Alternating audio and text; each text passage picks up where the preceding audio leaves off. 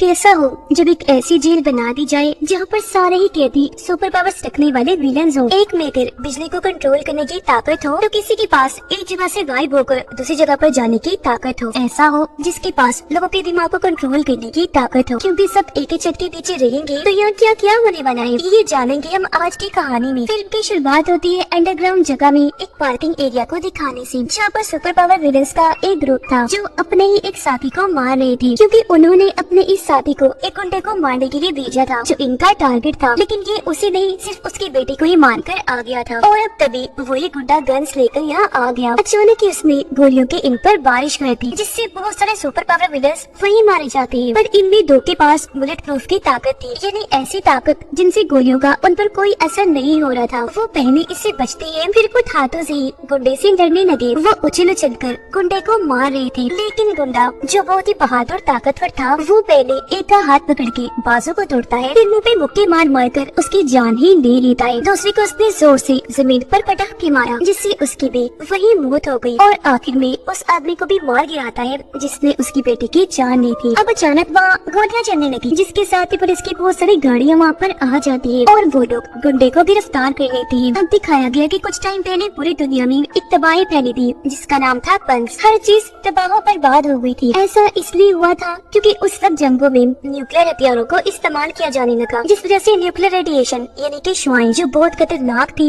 पूरी दुनिया में फैल जाती है, जिससे तबाही मची, साथ ही बहुत सारे लोगों की जान भी चली गई। अब जाहिर है इस वजह से दुनिया भर के रिसोर्सेज यानी कि वसाइल पूरी दुनिया से खत्म हो गई थी। रिसोर्सेज यानी वो चीजें जो जिंदगी की जरूरत को पूरा करती है। और अब बचे हुए रिसोर्सेज के लिए दुनिया भर में लोग आपस में ही लड़ने लगे। अब जो लोग जिंदा बच गए थे रेडिएशन की वजह से उनके जिस्म में बदलाव होने लगे, उनके जिस्म में ऐसी तब्दीलियाँ आई कि सभी के अंदर सुपर पावर्स आ गई, जिनसे वो बहुत ताकतवर बन गई। पर इन लोगों ने अपनी पावर्स का गलत इस्तेमाल किया। उन्होंने बचे हुए रिसोर्सेज को हासिल करने की कोशिश की। अपनी पावर्स का उन्होंने ऐसे इस्तेमाल किया कि तोड़फोड़ तबाही मचा दी, जिस वजह से हर जगह अफरा तफरी फैल गई। अब इन हालात से निपटने के लिए गवर्नमेंट ने एक कानून बनाया, जिसके जरिए उन्होंने एक ऐसी सुपर जेल बनाई जहाँ पर इन सुपर पावर्स विलन्स को रखा जाना था। और क्योंकि उस गुंडे ने भी 50 से ज्यादा कैदियों को मारा था, इसीलिए उसे भी ये सजा सुना दी गई कि अब उसे भी हमेशा के लिए इस सुपर जेल में रखा जाएगा। अब इस सुपर जेल की देखभाल एक आदमी कर रहा था जो दरअसल गार्ड्स का बॉस था, जिसके मन में ये अफवाह थी कि वो बहुत लालची है। वो कैदियों के साथ इस तरह जुड़ जाता है कि उन्हें यहाँ से भागने की उम्मीद दिलाता है और बदले में उनसे बहुत सारे पैसे लेता है, जिसकी बात उनकी भागने में मदद करता है। अब जब गार्ड्स की उस बॉस का इंटरव्यू लिया जा रहा था तो वो सबको यकीन दिलाता है कि मेरे बारे में ये सारी अफवाहें झूठी हैं। मेरे होते हुए कोई भी कैदी जेल से नहीं भाग सकता। और अब सारे सुपर विलन्स और गुंडे को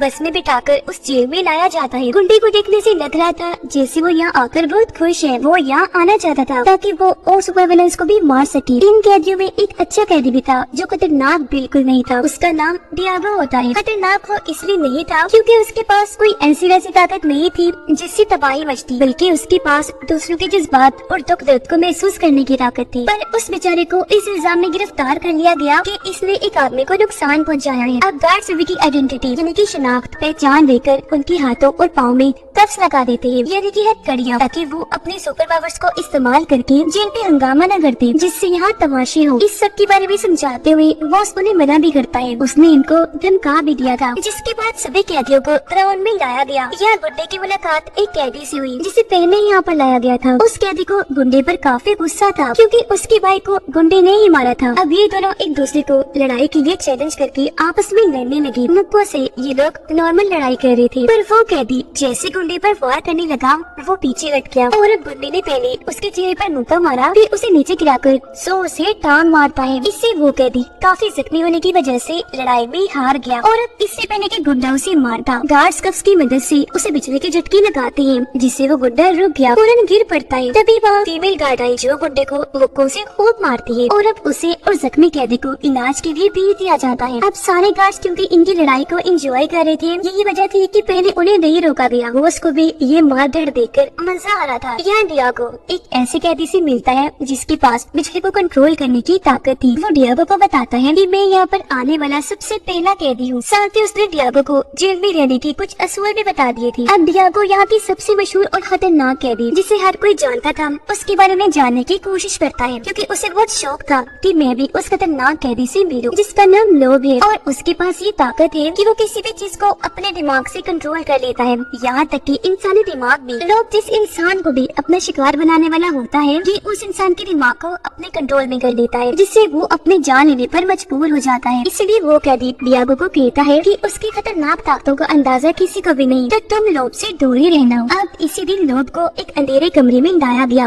उसे बॉस ने बुलाया था क्योंकि वो अकेले में लोब से कोई बात करना चाहता था। यहाँ बॉस लोब से अपनी बात शुरू करता है। कहने लगा कि मैं बहुत जल्द रिटायर्ड हो जाऊंगा, इसलिए अब तुम जितना जल्दी हो सके मेरा काम कर दो, यानी कि अपने अकाउंट से मेरे अकाउंट में वो सारे पैसे भेज दो जो तुमने बैंक की लूट मार में चुराए थे। यहाँ बॉस लोब को साफ साफ ये धमकी भी देता है कि अगर तुमने मेरा ये हुक्म ना माना तो मैं तुम्हें मरवा दूंगा। अब हमें जेल का हॉस्पिटल दिखाया गया जहाँ जख्मी गुंडे का इलाज किया जा रहा था। अब यहाँ हम एक बहुत ही अजीब मरीज कैदी को देखते हैं। हालांकि उसका सर नहीं था लेकिन वो फिर भी जिंदा था। डॉक्टर्स उसके सर्वरी साइड से सैंपल ले रही थी क्योंकि वहाँ से नया सर बाहर आ रहा था, क्योंकि उस कैदी के पास यही ताकत थी खुद को रीजनरेट करना, इन्हें दोबारा पैदा करने की। अब तभी यह डियागो भी आ जाता है साफ सफाई करने के लिए, और क्योंकि ये खतरनाक नहीं लग रहा था इसलिए डॉक्टर उससे बातचीत करके अपने बारे में बताने लगी। जिसके बाद वो साथ वाले कमरे में गई लोब का चेकअप करने के लिए। तभी यहाँ पर गुंडा भी आ जाता है। उसने डॉक्टर को पकड़ लिया, उसका गला दबा देता है जिससे वो बेचारी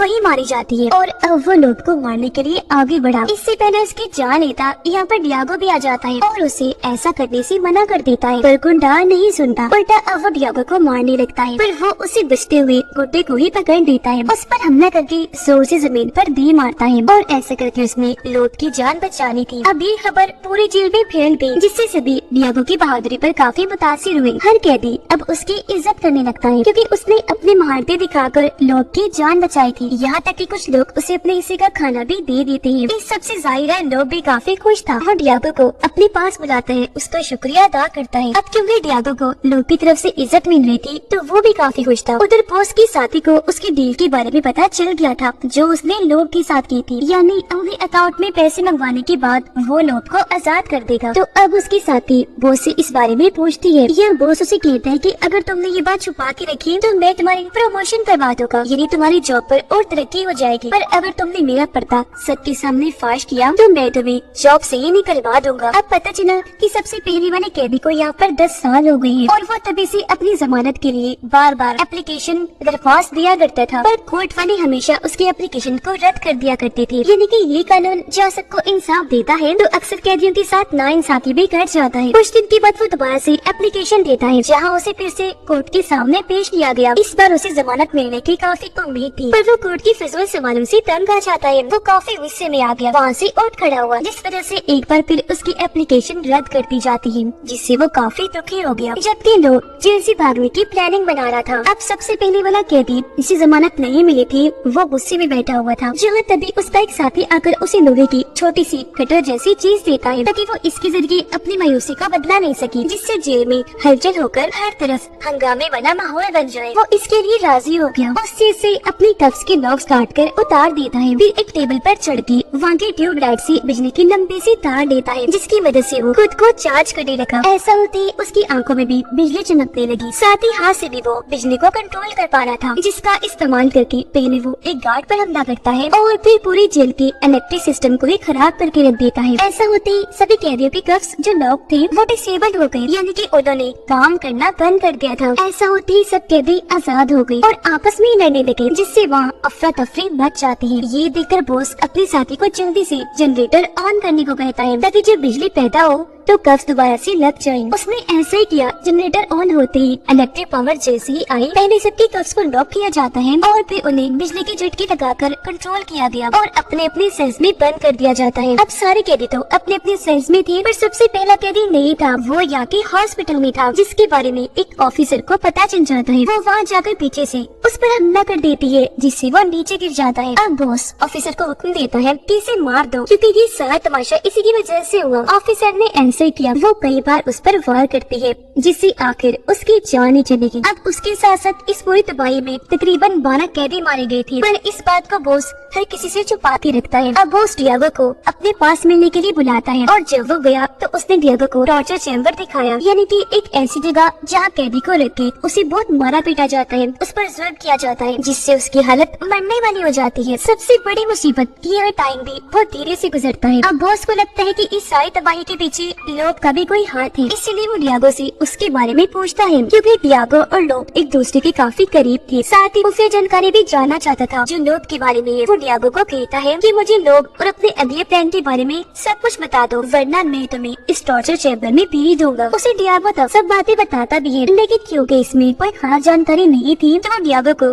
वापस भेज देता है और लोब के पास आया। उसे कहने लगा कि तुम यहाँ से भागने के बारे में कभी भी मत सोचना, बल्कि जल्द से जल्द सारे पैसे में अकाउंट में बिछाओ। और अब क्योंकि लोब के पास भागने का और कोई रास्ता नहीं था, इसलिए वो उससे समझौता करने के लिए मान जाता है। साथ में उसने ये भी कहा, पर इसके लिए मुझे थोड़ा वक्त चाहिए। अगले दिन बॉस के साथ ही एक इलेक्ट्रिशियन के साथ बेसमेंट में आए इलेक्ट्रिक सिस्टम ठीक करवाने के लिए, जबकि सारे कैदियों के पास एक एक एनवेलप आया था जो उनकी फैमिलीज की तरफ से थी, जिनमें सबकी पसंदीदा चीजों का जिक्र किया गया था। लोग दोबारा से भागने का प्लान बनाता है, इसीलिए उसने टैबलेट लिया था और इंटरनेट के जरिए खतरनाक वायरस इंस्टॉल कर लिया था, ताकि यहाँ की सिक्योरिटी सिस्टम को हैक कर सके, यानी अपने कंट्रोल में करके उसे चला सके। उधर बुड्ढे ने अपने चेहरे पर क्रॉस का निशान बनवा लिया था और अब वो दोबारा से उस कैदी से लड़ने गया, जिससे पहले भी उसकी लड़ाई हुई थी, मगर इस बार वो लड़ने से इनकार कर देता है। डियागो लोब से मिलने आया, उसे कहता है कि अगर तुम यहाँ से भागने की प्लानिंग कर रहे हो तो मुझे भी साथ ले चलना। अब जिस दिन बॉस ने रिटायर्ड होना था, उस दिन पता चला कि अब उसकी जगह गुंडों का बॉस एक और आदमी है, ना कि उसकी साथी, जिसके साथ उसने डील की थी कि मैं तुम्हें प्रमोशन दिलवा दूंगा। इस बात से वो बहुत ज्यादा गुस्सा हो जाती है। वो बॉस को आकर कहती है कि तुमने मुझे कितने ख्वाब दिखाए थे, पर अब किसी और को बना दिया बॉस। लेकिन वो उसको 2-4 बातें सुनाकर वो उसे भेज देता है और अब वो जाता है लोब के पास। वो उसे टैबलेट फिर से देता है जो उसने वापस ले लिया था। कहता है कि ये लो टैबलेट और अब जल्दी से सारे पैसे मेरे अकाउंट में सेंड कर दो। टैबलेट लेकर लो उस पर काम करने लगा। बॉस बहुत खुश था कि ये कितनी आराम से पैसे मेरे अकाउंट में भेज रहा है, मेरी बात मानकर। पर वो ये नहीं जानता था कि लोग ने जो वायरस टैबलेट में इंस्टॉल किया था, उसकी वजह से उसने पूरे सिक्योरिटी सिस्टम को हैक कर लिया है, जिससे कफ्स का असर खत्म हो गया और एक बार फिर सारे कैदी आजाद होकर आपस में लड़ने लगे, जिससे वहाँ तबाही मच जाती है। सभी कैदी अपनी अपनी सुपर पावर्स का इस्तेमाल करने लगे थे, जिनकी वजह से वो गार्ड्स को तो मार ही रहे थे, साथ में अपने कैदी साथियों को भी उन्होंने ठिकाने लगा दिया था। उनसे भी बुरी तरह वो लड़ रहे थे। अब इन सब की वजह से डियागो की हालत खराब होने लगी, क्योंकि वो सबकी तकलीफ को बर्दाश्त कर रहा था। तब एक डॉक्टर आकर उसे संभालती है। अब जब बॉस लोड के पास था तो उसकी साथी फौरन उसे कॉल कर देती है और इस अचानक हंगामे के बारे में उसे खबर कर देती है, जो सुनकर बॉस काफी घबरा गया। कहता है कि अच्छा मैं आ रहा हूँ, मैं सारा कंट्रोल संभाल लूंगा। पर अब जब वो लोग की सर से जाने की कोशिश करता है तो दरवाजा लॉक था, क्योंकि ये भी दरअसल लोग नहीं किया था। ऐसा लग रहा था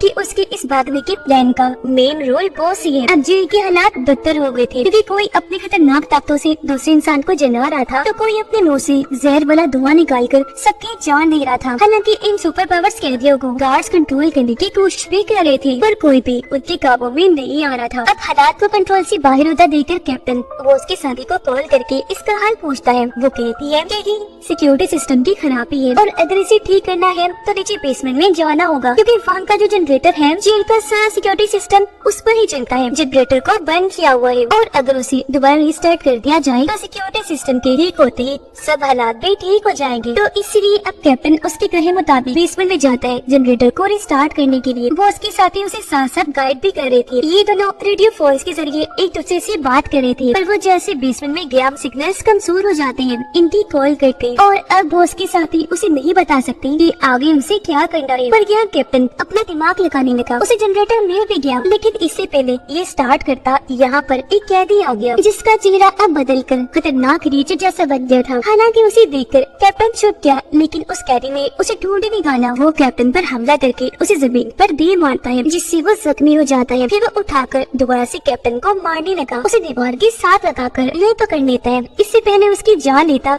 कैप्टन खुद को छुड़ा लेता है। वो एक रॉड से वहाँ के एक पाइप पर मारता है जिससे वो टूट गया। उसके अंदर से निकलने वाली गर्म हवा जैसे उसके आदि के मुंह पर पड़ी, उसकी वहीं पर मौत हो जाती है। बॉस लोग के सामने बैठ गया। वो दरअसल इंतजार कर रहा था कि पैसे ट्रांसफर होने का प्रोसेस कब पूरा हो, और अब जैसे ये प्रोसेस पूरा हुआ बॉस काफी खुश हो जाता है, जबकि लोग उसे कहता है कि मेरे पास दिमाग को कंट्रोल करने के अलावा एक और खूबी भी है जो कोई भी नहीं जानता, और वो ये कि मैं अपने दिमाग को सामने वाले के साथ बदल सकता हूँ। ऐसा कहते उसने अपने दिमाग को बॉस के साथ बदल लिया। यानी कि अब लोग के अंदर बॉस का दिमाग था और बॉस के अंदर यानी उसके जिस्म में लोग का माइंड आ चुका था, क्योंकि इस जेल से भागने का बस यही एक रास्ता था। लोग को इस बात से कोई मसला नहीं था कि मैं किसके जिस्म में हूँ, वो बस इस बात से खुश होता है कि कम से कम मैं यहाँ से भाग तो रहा हूँ। और अब लोग जो बॉस के जिस्म में था वो अपने ही जिस्म को मारता है, क्योंकि जाहिर है अब उसके अंदर बॉस आ गया था, और इस तरह उसने बॉस को बेहोश कर दिया। उधर कैप्टन ने जनरेटर को रीस्टार्ट कर दिया था, जिससे कफ्स दोबारा से काम करने लगे, जिससे